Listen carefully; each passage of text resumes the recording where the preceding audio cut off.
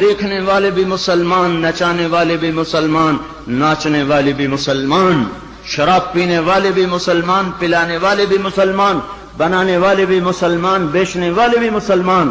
جب یہ تین کام دھرتی پر ہوتے ہیں، جب زنا ہوتا ہے بے حیائی جھٹائی کے ساتھ، جب شراب چلتی ہے سر عام، جب موسیقی کی محفلیں جگہ جگہ لگتی ہیں، تو میرے اللہ کو آسمان پہ غیرت آتی ہے اور وہ فرماتا ہے زمین کو جھنجھوڑ دو، زمین کو ہلا دو، زمین کو ہلا دو، جہاں سے مرضی اب ہلا دے۔ یہ اس کا اپنا نظام ہے۔ دیکھو نا، پھسلتا پاؤں ہے، ٹوٹتا ہاتھ ہے، تو ہاتھ کہے پاؤں سے ظالم میرا کیا قصور تھا، پھسلا تو ٹوٹا میں، پھسلا پاؤں پھٹا سر، تو پاؤں پھٹتا سر کیوں پھٹا ہے؟ یہ ایک ہی جسم ہے، جہاں بھی چوٹ لگے گی سارا جسم ہائے ہائے کرے گا۔ ایک ہی امت ہے، جہاں بھی ضرب لگے گی سارے سب کی ہائے ہائے ہو جائے گی۔ اللہ کی حکمت ہے، جہاں چاہا زمین کو ہلا دیا۔ پر زلزلے آنے کے تین سبب ہیں، زنا، شراب، موسیقی، گھر گھر ناچ، گھر گھر ناچ، اور ناچ بھی ننگے ناچ، ناچ بھی ننگے ناچ۔ کہاں چلا گیا شرم و حیا؟ پہاڑ کے لوگ تو بڑے حیا والے تھے، پر اس سڑک کا ستیہ ناس ہو، اس بجلی کا ستیہ ناس ہو، یہ جہاں گئی اس نے حیا پہ جنازہ پڑھ کے اسے دفن کر دیا۔ اور یہ بذات خود کوئی بری چیز نہیں ہے، نہ بجلی نہ سڑک، انسان برا ہوا، انسان برا ہوا، اس نے اتنی بڑی اللہ کی نعمت کو بدماشی پہ لگا دیا، عیاشی پہ لگا دیا۔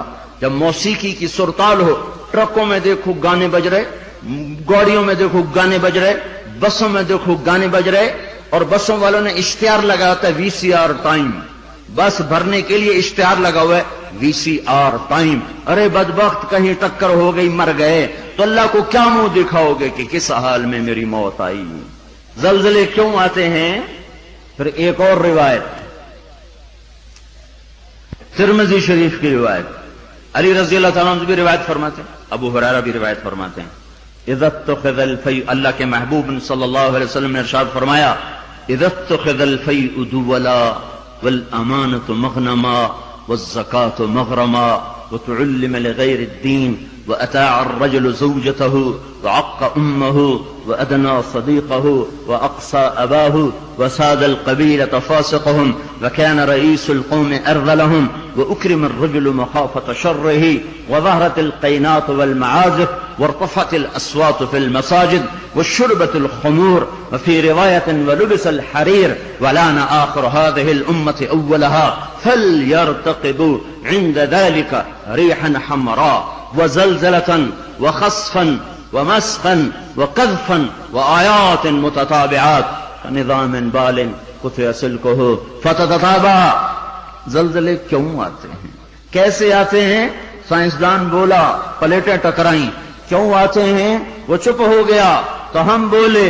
زلزلے اس لیے آتے ہیں کہ میرے محبوب صلی اللہ علیہ وسلم نے فرمایا، جب حکومت کے افسر بددیانت ہو جائیں گے، جب حکومت کے افسر بددیانت ہو جائیں گے اور حکومت کے خزانے کو خود لوٹ جائیں گے، جب حکومت کے افسران حکومت کا خزانہ خود لوٹ جائیں گے، جو عوام کے لیے ہوتا ہے، جو عوام کے لیے ہوتا ہے وہ افسران خود لوٹ لیں گے۔ میرے ایک دوست سیکٹری ریٹائر ہو گئے، 6 مہینے اسلام آباد رہے، پھر لاہور آ گئے، بڑی جلدی واپس آ گئے۔ کہنے لگے اگر میں 1 سال وہاں رہ جاتا تو یا میں پاگل ہو جاتا یا میں بھی ان کی طرح بددیانت ہو جاتا۔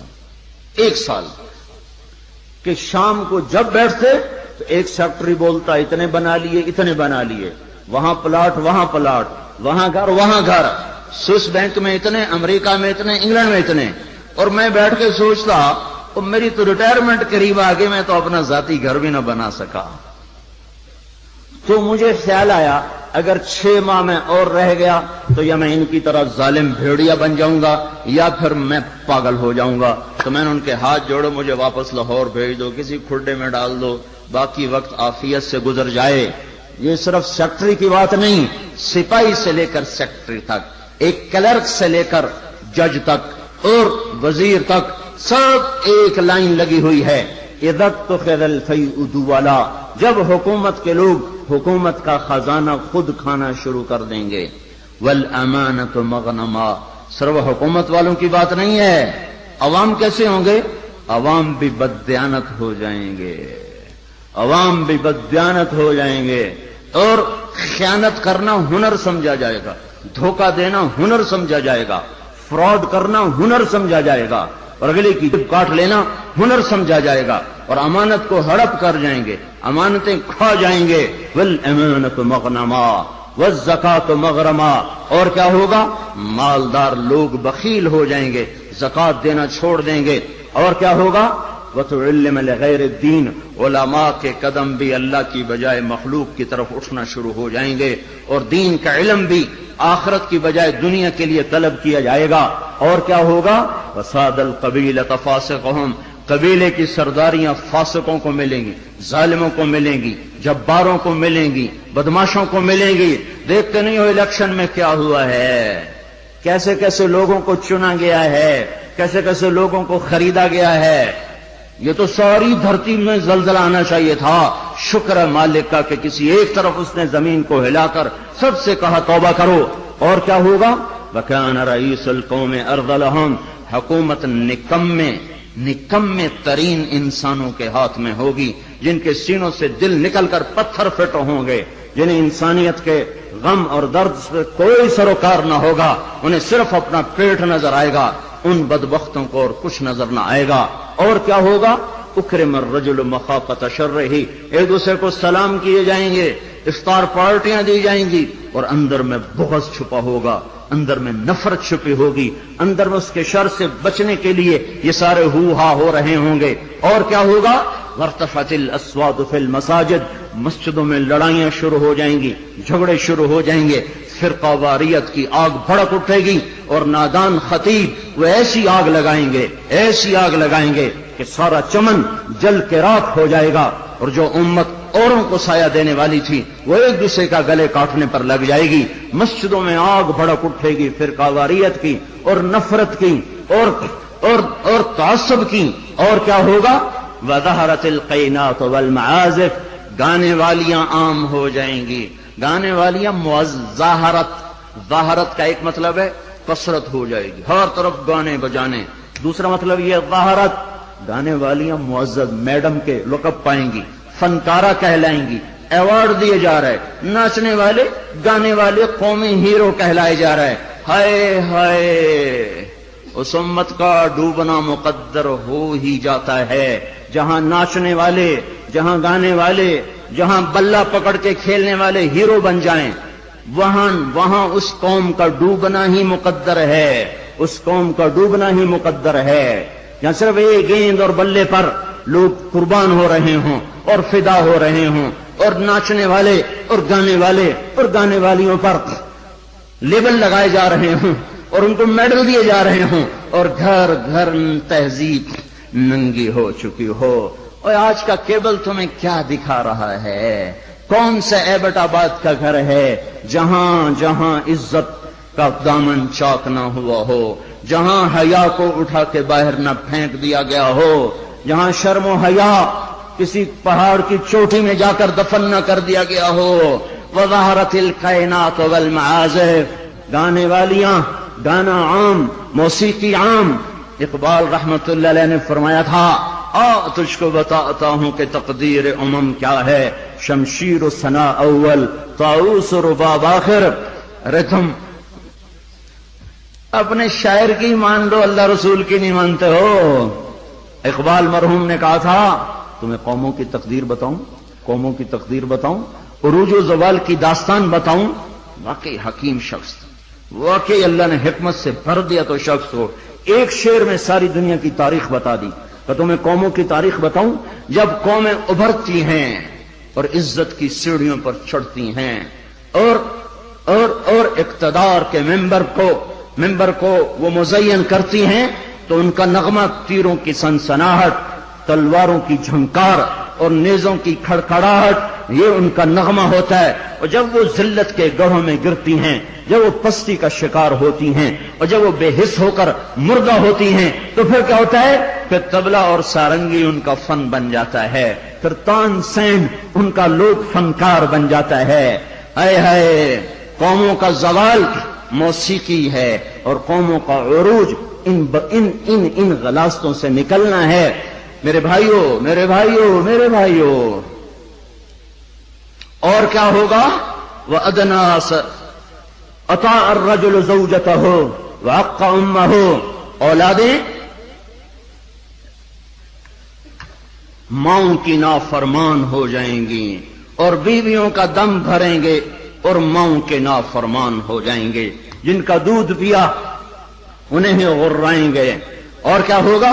وَأَدْنَا صَدِيقَهُ وَأَقْصَى أَبَاهُ، دوست کو دیکھ کے باہیں پھیلا دیں گے، آؤ جی آؤ جی آؤ جی، اور باپ کو دیکھ کے دھکا دیں گے، کنی کترائیں گے، راہیں بدلیں گے، بوڑھا کوئی کام نہ کہہ دے، بوڑھا کسی کام کو نہ کہہ دے، ماں باپ ذلیل کیے جائیں گے، دوستوں کا دم بھرا جائے گا، بیویوں کے غلام بن جائیں گے، ماؤں کو ذلیل کر دیں گے۔ اللہ کے نبی نے قیامت کو کس سے جوڑا ہے؟ اللہ کے نبی نے قیامت کو شرک سے نہیں جوڑا۔ جب پوچھا گیا یا رسول اللہ قیامت کب آئے گی؟ آپ نے کہا اللہ کو پتہ کب آئے گی، کہا جی کوئی نشانی تو بتا دیں۔ تو آپ نے فرمایا نشانی یہ ہے جب تم دیکھو کہ اولادیں ماؤں کے ساتھ نوکروں کی طرح سلوک کر رہی ہوں تو سمجھنا قیامت آ گئی۔ میں نے ایک لڑکی کو دیکھا اپنی ماں کو کہہ رہی تھی بکواس نہ کر، اور اس کی ماں کے موٹے موٹے آنسو اس کے گالوں پر ڈھلکتے ہوئے یوں آ رہے تھے کہ لگتا تھا عرش بھی ہل رہا ہوگا۔ ایک نوجوان اپنے باپ کو کہہ رہا اور میں سن رہا، تو نے میرے لیے آج تک کیا بنایا ہے، تو نے میرے مستقبل کے لیے آج تک کیا کیا ہے۔ یہ بیٹا باپ سے کہہ رہا ہے اور اس کا باپ پتھرائی آنکھوں سے اسے دیکھ رہا ہے کہ بچہ شاید تجھے یاد نہیں، تیری خاطر تو میری جوانی ساری گھل کے رہ گئی، تجھے ہنسانے کے لیے میں روتا رہا، تجھے سلانے کے لیے میں جاگتا رہا، تجھے کھلانے کے لیے میں نے بھوک کاٹی، میں نے دھکے کھائے، بازاروں کی خاک، دفتروں کی خاک، در بدر گھوما، گھر گھر نگر نگر گھوما کہ تجھے اچھا کھلا دوں، اچھا پلا دوں۔ اے ہے آج تو مجھ سے کہتا ہے تو نے میرے لیے کیا کیا، تو نے میرے لیے کیا کیا؟ میرے نبی نے فرمایا جس نے ماں باپ کو تنگ کیا ان پہ اللہ کی لعنت، ان پہ فرشتوں کی لعنت، ان پہ زمین آسمان کی لعنت، نہ ان کی نماز قبول ہے، نہ روزہ قبول ہے، نہ صدقہ قبول ہے۔ ایک صحابی علقمہ رضی اللہ تعالیٰ عنہ، موت کا وقت قریب آ گیا، بیوی نے پیغام بھیجا یا رسول اللہ علقمہ موت کے دروازے پر ہیں، کلمہ نہیں پڑھ پا رہے۔ صحابی کلمہ نہیں پڑھا جا رہا۔ تو آپ نے پوچھا والدین میں کون زندہ ہے؟ کہا جی ماں زندہ ہے۔ راضی ہے ناراض ہے؟ ناراض ہے۔ بلوایا ام علقمہ، میں آؤں کہ تو آئے گی؟ کہ نہیں یا رسول اللہ میں آ جاتی ہوں۔ چل کے آئیں۔ تجھے علقمہ سے کیا شکایت ہے؟ ماں کو نہیں پتا کہ وہ سکرات میں ہے، اس نے تو بائیکاٹ کیا ہوا ہے۔ تو وہ کہنے لگے یا رسول اللہ مجھے اپنے بیٹے کے دین کی کوئی شکایت، بہت نیک بچہ ہے، لیکن یا رسول اللہ جب بھی مجھ سے بولتا تھا تو ایسے بولتا تھا کہ مجھے زخمی کر دیتا تھا، اس کی زبان نہیں ہوتی تھی، خنجر ہوتا تھا جو مجھے چیر کے رکھ دیتا تھا۔ مجھے اس کے اخلاق سے گلہ ہے، مجھے اس کے اخلاق سے گلہ ہے۔ ماؤں کو امیہ رضی اللہ تعالیٰ عنہ کے بیٹے جہاد میں چلے گئے، وہ تھے بوڑھے، تو انہوں نے شعر کہا اذا دعت الحمامة ساق حر على بيضاتها دعوى كلابا تركت اباك مرعشة يداه وامك لا تزيق لها شرابا۔ جب کبوتری اپنے نر